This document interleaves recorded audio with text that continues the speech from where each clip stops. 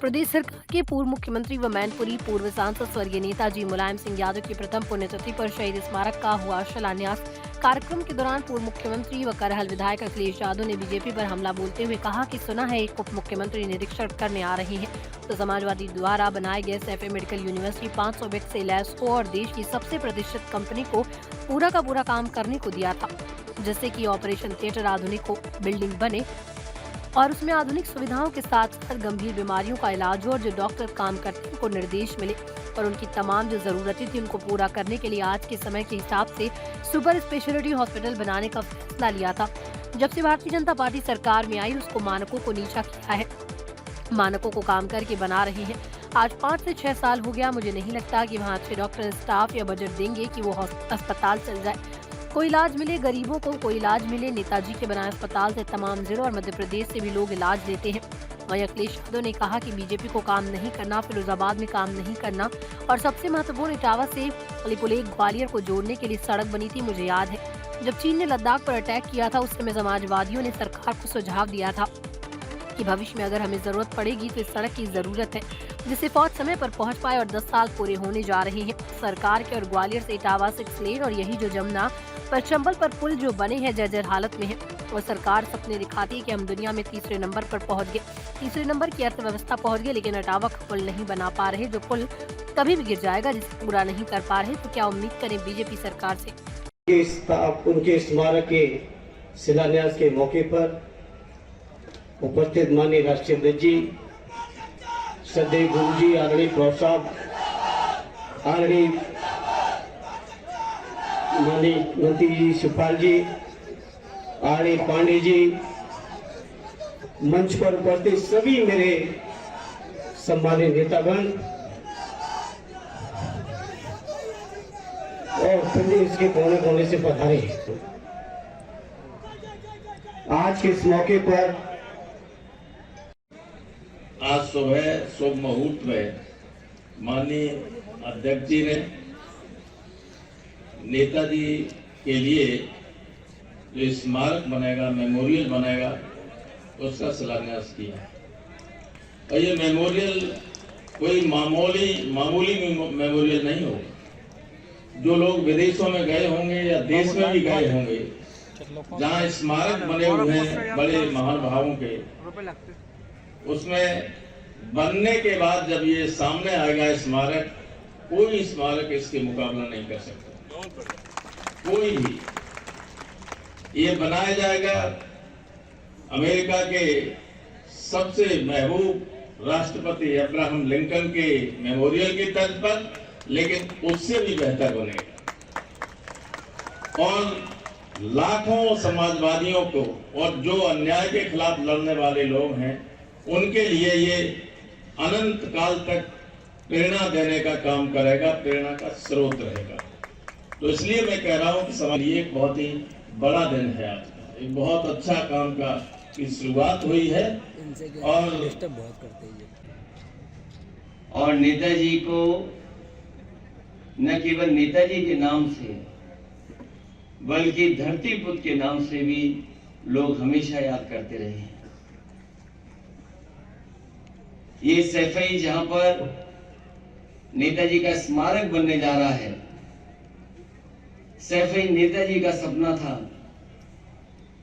और नेताजी ने जिंदगी भर सैफई से लेकर के और देश की किसी राजनीति में किसी जगह पहुंचे होंगे, न कभी अपनी सैफई को भूले और न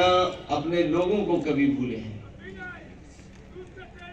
नेताजी ने न जाने कितने लोगों के सर पर हाथ रखा, कंधे पे हाथ रखा और राजनीति की ऊंचाइयों तक पहुंचाया। उन नेताजी को हम लोग याद कर रहे हैं, उन्हीं के स्मारक में आज हम लोग शामिल होने जा रहे हैं। नेताजी ने जीवन भर धरती पर संघर्ष किया और धरती पर चोट खाकर ही नेताजी धरती पुत्र बने। जब मेरे सामने ये बात आई कि 1 साल जब हो जाएगा तो एक नेताजी का स्मारक बनना है, लोगों ने तमाम तरह के सुझाव दिए कि लखनऊ में बनना चाहिए या सरकार से मांग की जाए। मैं उन साथियों से मैंने कहा कि जहां नेताजी ने जन्म लिया और जिस मिट्टी में खेल करके, जिस मिट्टी में राजनीति कर करके वो राजनीति की ऊंचाइयों तक पहुंचे हैं, उसी मिट्टी में देश का सबसे बेहतरीन नेताजी का स्मारक बनेगा। मेरे सामने ये भी सवाल था कि स्मारक क्या हो, कैसा बने। मैंने जहां आर्किटेक्ट से राय ली, वहीं समय समय पे लोगों ने जो नेताजी को याद किया, जिस समय नेताजी अस्पताल में बीमार थे और बीमारी के बाद जब हम लोग सैफई लेकर के आए और लगातार उनके चाहने वाले लोग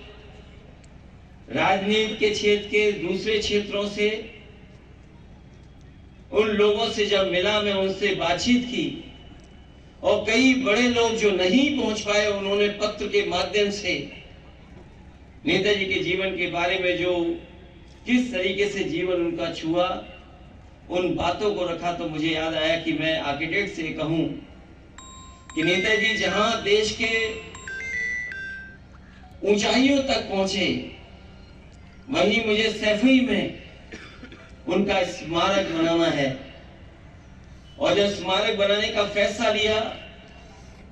तो न केवल भारत के बल्कि दूसरे देशों में भी जो बड़े बड़े नेता रहे या जिन्होंने समाज को सुधारने का काम किया, उन स्मारकों के बारे में जानकारी दी। और कई प्रेजेंटेशनों के बाद और कई